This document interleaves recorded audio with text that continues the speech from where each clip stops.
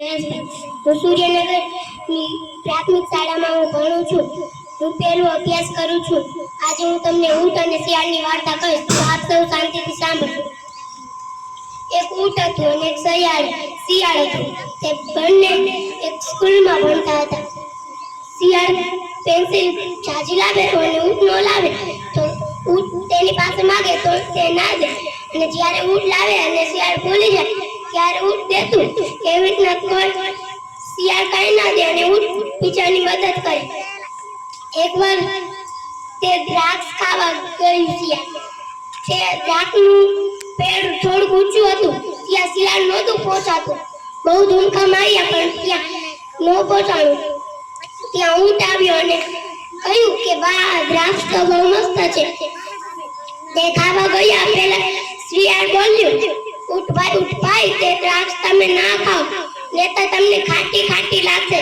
તે એ માટે બોલ્યું હતું કે ઊંટ બધી ખાઈ જશે તો મારા ભાગમાં શું આવશે. તેમ કરી તે એમ બોલી ગયો કે ઊંટભાઈ, તમે દ્રાક્ષ ના ખાઓ, તે બહુ ખાટી છે. તો ઊંટભાઈ કહ્યું, સારું, હું નહીં ખાઉં.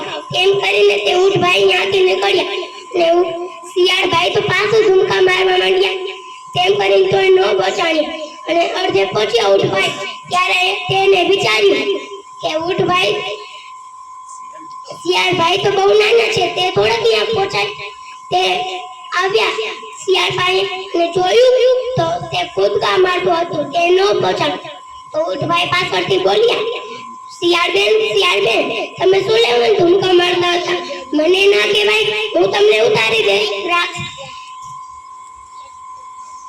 તેને ઊંટભાઈએ કહ્યું કે તમે આરામથી બેસો, હું તમને દ્રાક્ષ ઉતારી દઉં.